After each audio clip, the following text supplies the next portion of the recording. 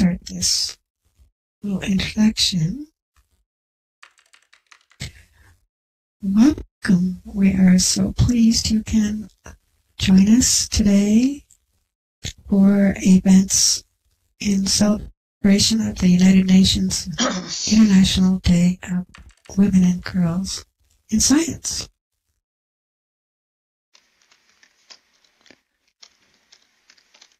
I know everyone is eager to hear our friend and colleague Lyr Lobo speak, so I will be brief.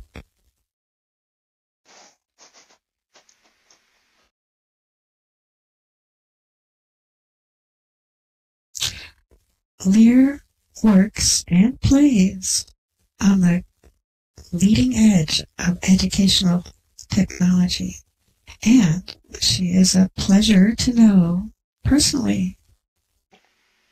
Her keynote today exemplifies Lyr's broad knowledge and her skill in evoking a rich learning experience for all.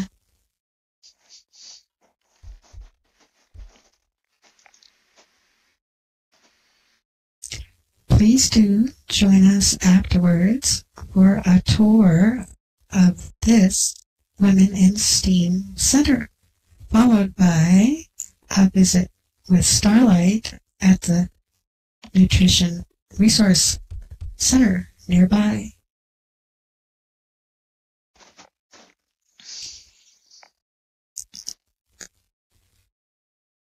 Francisco has kindly agreed to video today's events, so be sure to smile.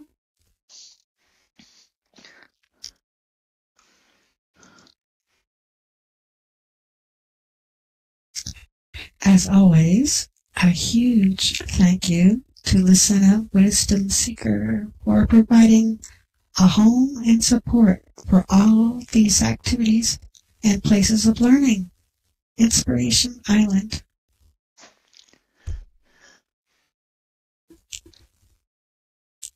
And now, I am pleased and honored to present Lyr Lobo. Why, thank you for such a wonderful introduction. Can you hear me? Okay, great. I do have a speakeasy too, and this is my 250th keynote address. And you know what's interesting, and presentation. What's interesting is we're going to look at women today who count things too. I love STEAM.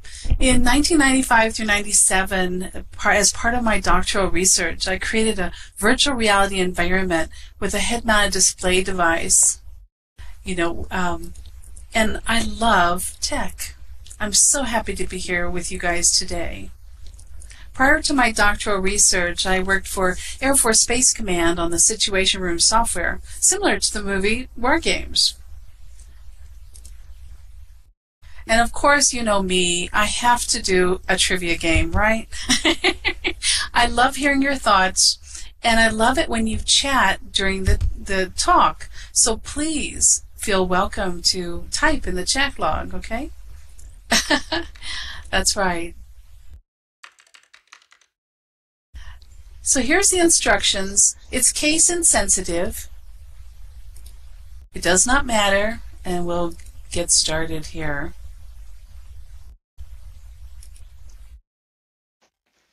Now, as Val just noted, we've added the arts to STEM. And you know what's funny is 12 years ago, I had students doing just this. So I'm so gratified to see that this is now popular, right? Not accepted by everyone, but you know, does not. Creativity and innovation benefit from the arts. And that's something we've noticed lacking in science, at least in software engineering, because we notice that the more uniform and replicable we get, the more boring, right? We're not very creative. And so models come to life when we have these design principles Now, the Software Engineering Institute's Capability Maturity Model notices this. As you get to level 5 in maturity, you tend to get very boring. Okay, when I was asked to speak on STEM careers, my first thought was to look for data regarding education. Let's face it, it's an occupational hazard of mine, right? And the first thing I started noticing, and I guess I better follow along with my slides, right? I'm looking at two sources at the same time. On slide 6 is when we'll begin our game, in case you're wondering. So there will be a question for you shortly for you to answer, okay? The red bars on this diagram reflect women. And you'll notice that we're of course behind men, but you'll notice the progression over time. For women who have no college, they have fewer opportunities in STEM careers. So that's one of the first things we need to encourage is education. It is a bizarre chart. I did provide links. And oh, by the way, let me give you the link to the content in case you want a copy of it. And then if you want a copy of my slides, this trivia viewer, you can have that too. Oops. I'm not seeing them in the chat. Let me try it again. Oh, there they are. I'm having a little bit of lag. My apologies. Okay, so let me go to the table next. And here we have two tables. At the top, where I've marked the red arrow, you see the 24%. Mary Lou, here's the link for it in the chat log. And then, tell you what, I'll share with you my iPad. How's that? for a quick fix, real quick. Let's see. Let me do that after the session, because if I start doing it now, I may mess up the game, right? Okay, so if you're looking at this table here, you'll notice that 30% were in computer science and math, but dropped to 27% at the bottom of the table in that far right side. See where it says percent female? The bottom right. So we have computer science and math, engineering, physical and life sciences, and STEM managers. And so you can see the difference between 2000 and 2009, which I think is what's interesting here. Hi, Rhiannon.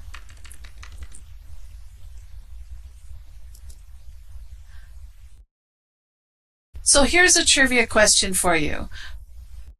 Who is in the top left photo?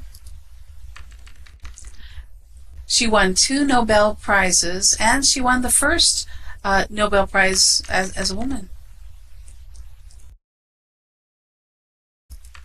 Yes. Marie Curie. That's right. Now, for any of you who are spelling it correctly, you can use small case, but you have to spell it correctly. The viewer whispers to you politely and says you were correct, but you weren't quite fast enough, right? Anyway.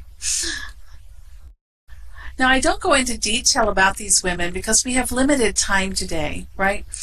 But I want to point out that each one of them made sacrifices. Each one of them faced hurdles like we do today.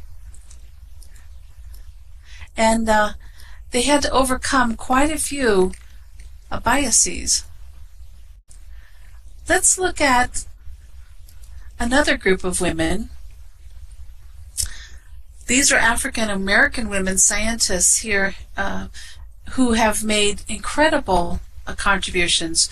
The first one, Alice there, she helped cure leprosy. And she was at the University of Hawaii. And she became a professor there, the first African American female professor. Mamie Phelps Clark, you may have heard of the doll test, where they looked at biases, where they handed kids dolls of various races and then asked them for their impressions of the dolls. And several of them noted that when they had the black doll, they thought the black doll was the bad doll. And so they started looking at biases. I know that sounds terrible, but each of these made a contribution that helps to advance our understanding about people and in the fields of medicine, and of course, two human computers are there who made great inroads when NASA was called NACA and then later NASA. They were instrumental in those early flights. Without them. And of course, the mother of chemotherapy. See, I had no idea some of these facts until I started diving into this. Mae Jemison, she runs a business today, was, of course, the astronaut there.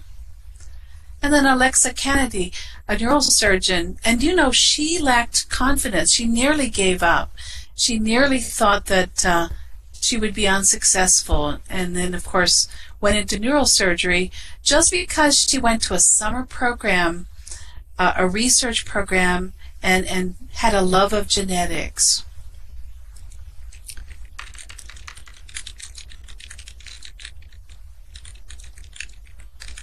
I'm typing that out because I know I didn't put that in the notes, right? And then Jocelyn Elders was the Surgeon General, and Marilise Mahoney, the first certified nurse in the U.S.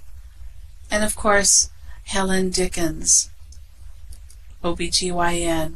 So we've had so many breakthroughs.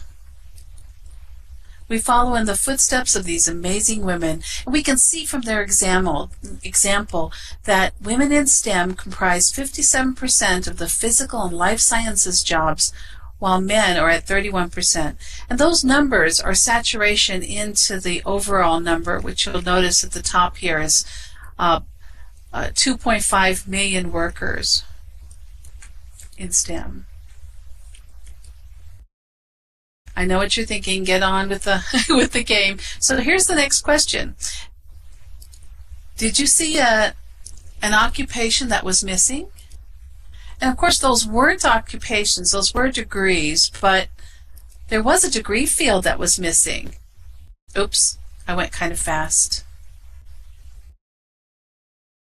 What's the occupation that was missing? Anyone? Begins with a T. There you go. Yeah, but no oops. Yeah, we didn't see education there, and I know why. It's because it's not one of the classical sciences. But this is one of the problems with statistics is when we filter, when we look at a group, and here's an example here on this chart, you'll see that education occupations are here now, right? And of course, they're part of the STEM occupations, but they're like a separate category. And they weren't part of those degree programs because some people get a degree in education, right? And then of course, teach STEM subjects. So I just wanted to point that out, that anytime we're looking at statistics, we have to think about these crossover skills. We also notice that not everyone who graduates with a STEM degree goes into a STEM job. In fact, we look at re-entry issues for women as well. So what is your STEAM identity? I want you to think about yourself today, because you are a strong part of this whole process. We are the people who inspire today's generation, right? And of course, and I included some silly photos here, right?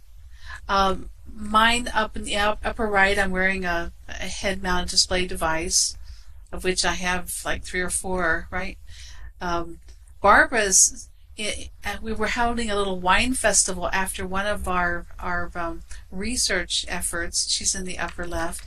And then, of course, this is the Mars habitats, and we have a woman scientist sitting here working with the instrumentation.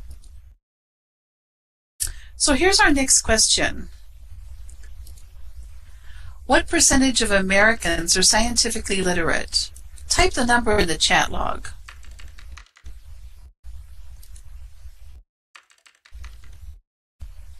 When we get it right, the viewer will tell us, Rhiannon got it.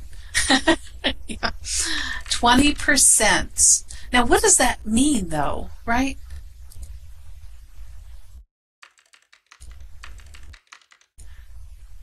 Now, I know you're thinking arcane science, aren't you? 80% in the U.S. do not understand the science articles described in A, B, or C. Science Digest, Popular Science, or the New York Times Science section. Just give me a letter, A, B, or C. Dania got it. C. That's right. And everyone who's typing C, you're getting a confirmation as well. Let's take a look. What are they reading that's so difficult to understand? Now I want you guys, does everyone know how to zoom in on this? You alt-click it and then zoom on in and get close to it with your cursor. And if you look on the very far right, you'll notice it says starfish see pretty well in the deep ocean. By the way, starfish have eyes. I don't know about you, but I don't consider that arcane science titling. You know what I'm saying here? 80% do not understand this. This is what we're talking about here. And of course, on that last slide, I gave you a citation for a chapter that you can download. You can download the whole book that talks about some of these problems. That's true. That's true, Marley. But I believe they mean when they read it, they don't understand it. And they feel very uncomfortable with it. And I guess that part is not at all humorous. So let me get to the next question. Is this image depicting a problem at Walmart? This has been going around on Twitter. Okay? And some of you may have seen it if you look at Twitter at all. And of course it comes from a 2010 image. It's actually a 2010 event, but you know how things recycle? 15 is this many. So give me a yes or a no. Is this a problem? Just tell me what you think. Yes or no. That's interesting. So say no, gentle. Remember, I'm doing pattern matching. So I need a yes or a no. Yeah, just say no. You're so funny, anyone.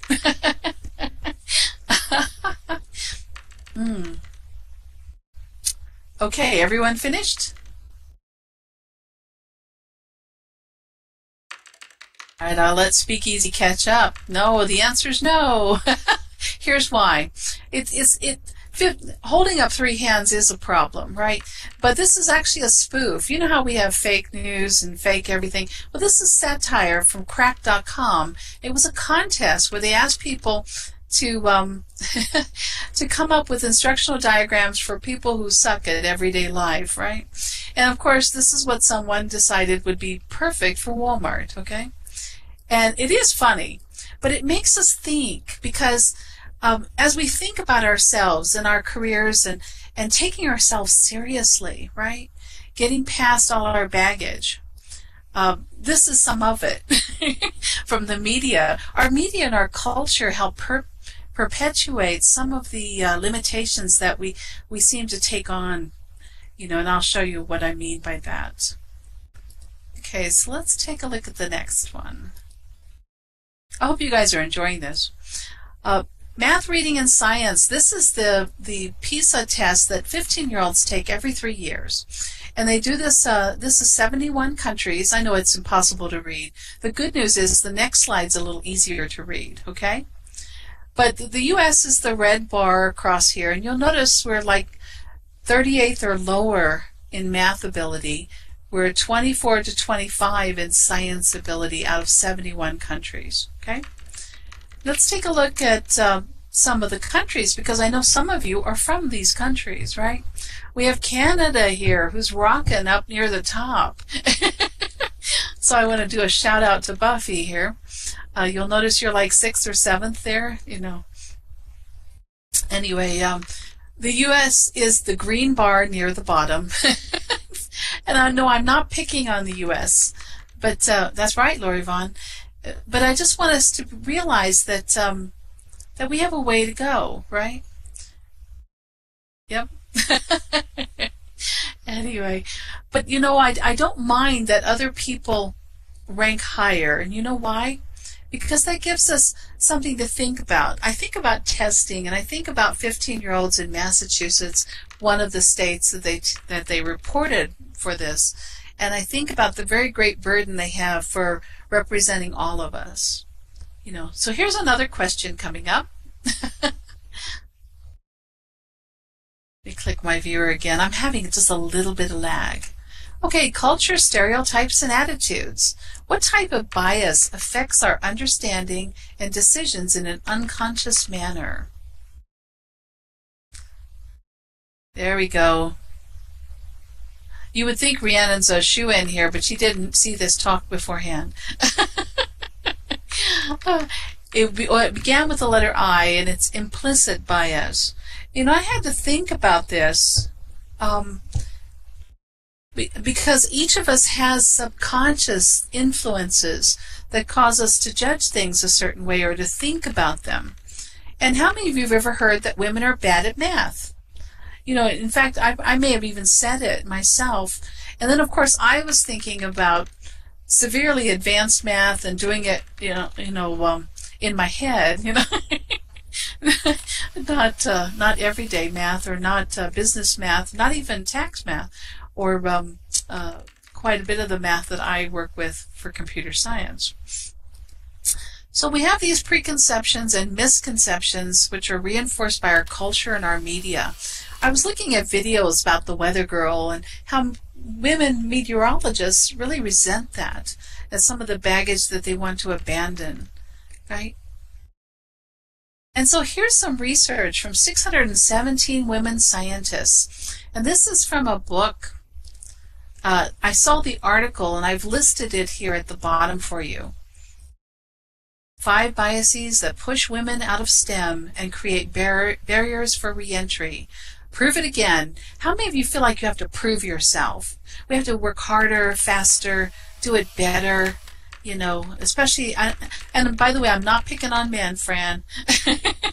I'm just saying that somehow it's like we lack confidence only because we believe there's this perception that we just have to be a little bit better.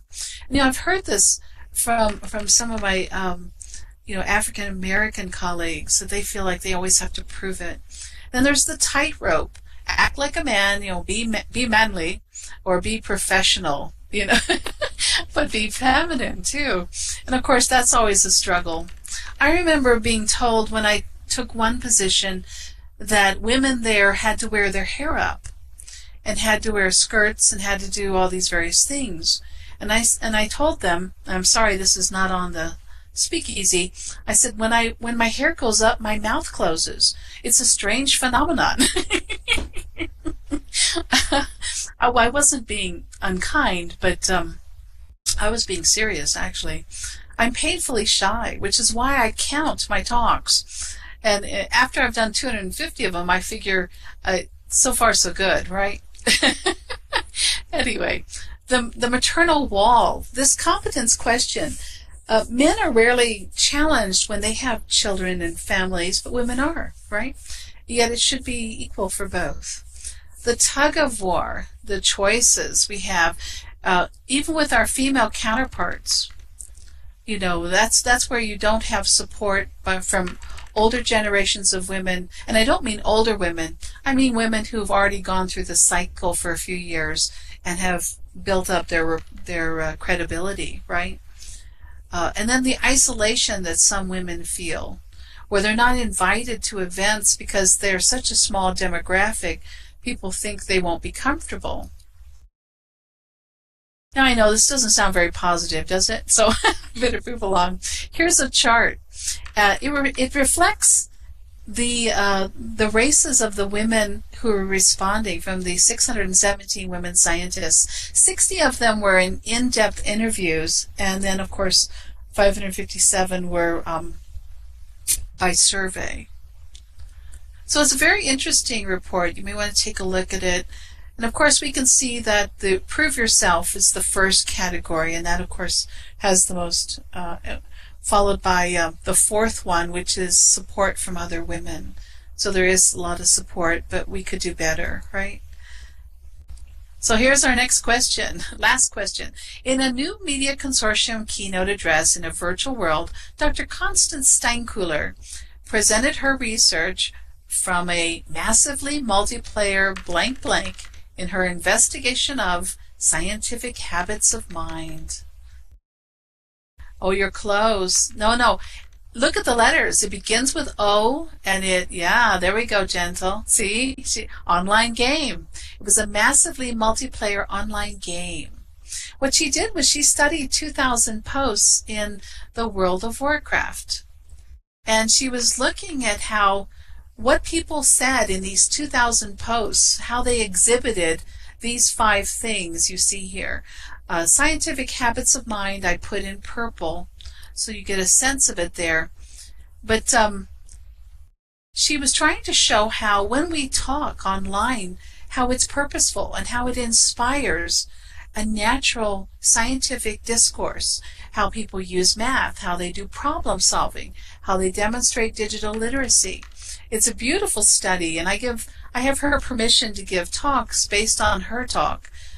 She gave the keynote, and then I give a talk right after her.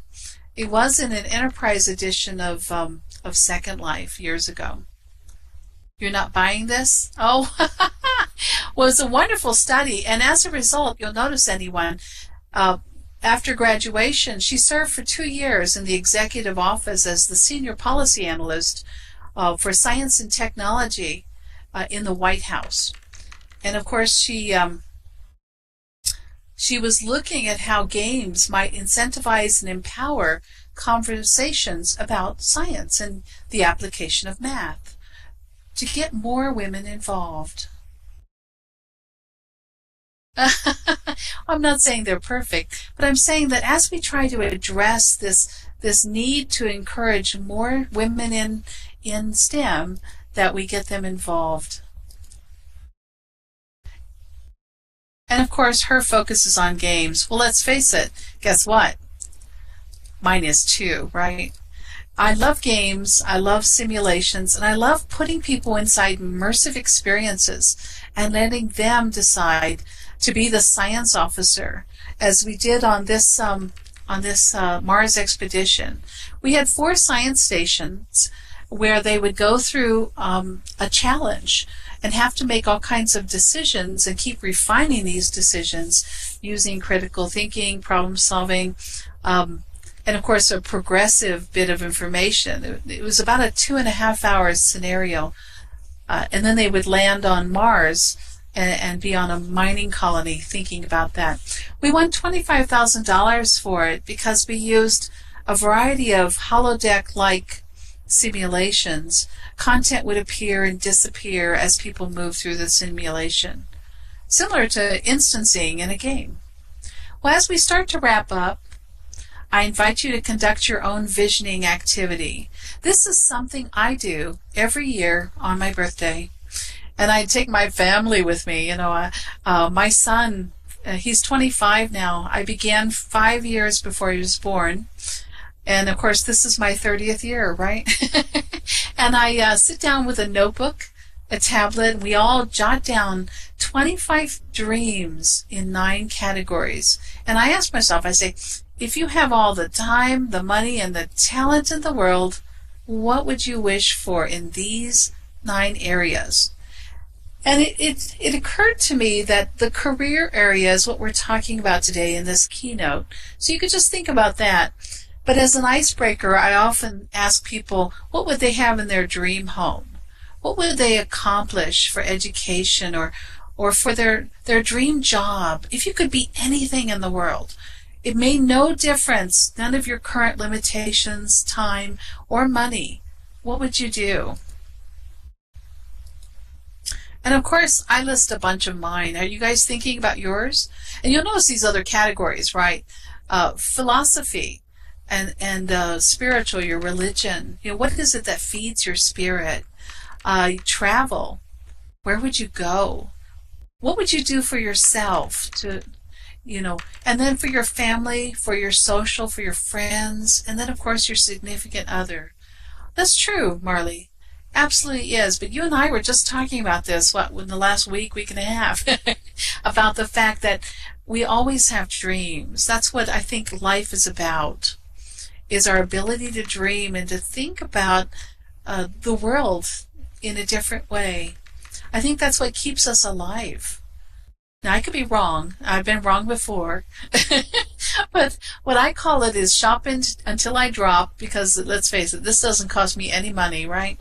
Here's some of my dream jobs. And you guys are going to laugh. I know you're all thinking, why Google research scientist? That's because I want to play with lots of toys, do lots of crazy things, and think way outside the box, right?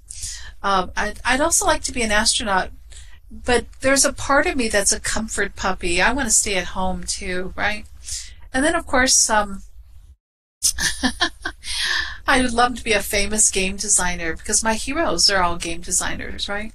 And then, of course, a professor at a couple different places. I'm already a professor at a couple places. So what this is suggesting is that I've already realized some of my dreams by doing this for 30 years, right?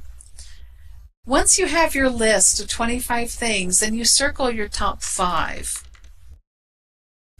And when I did this, one of mine in 1988 was to get my doctoral degree, and in 1997 I completed my degree. And so, you know, I thought it was unattainable in 88 when I thought of it, right?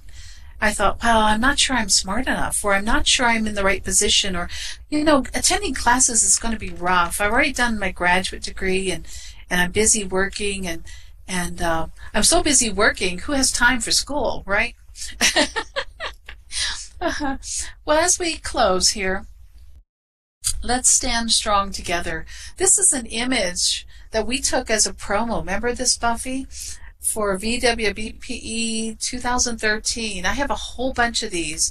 I took lots and lots of images while we were making a music video for the Virtual World's Best Practices in Education, which is coming up. And we're all standing there, and I kept thinking about all these women around me, and how, because we're all together, we're part of an organism that helps to change the world. We're creating an energy and a mentorship. Marley, when you run your symbolic modeling sessions, you are mentoring and inspiring others. Lysena, when you're doing your whole brain health and the nonprofit commons, Rhiannon, and everything you do, you're just all over the place, right? We are all like organisms that are all bouncing off of each other, right? And for all of you too, Mary Lou and anyone, all Cinders, all the things you do, it's just amazing. When I touch a viewer, I think of you, right?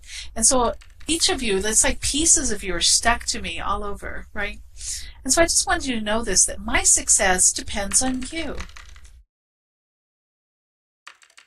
And here I am in the center with Kay's, with Kay Novak, who's Kavan Zanovka, and of course Delightful Duangle, who's Barbara Truman. And we're at the ELK conference. We've just been doing some STEM and games there, and I just wanted to share that with you. We're holding our book, of which several of you, dancers and others, have contributed chapters. And it's about selfhood and society. And I'm not selling the book, by the way. It's hopelessly expensive, but it was important to write it because it was part of the same energy to tell the stories. And I want to inspire you to tell your stories and to have a great conference. If you'd like a copy of this, viewer, right now I'm going to set it to copy. Copy. And as soon as I finish, hopefully it'll still score. There we go. Now remember, we're all winners. The game's just there to give us some fun as we're playing. Thank you, and have a great Women in STEAM conference.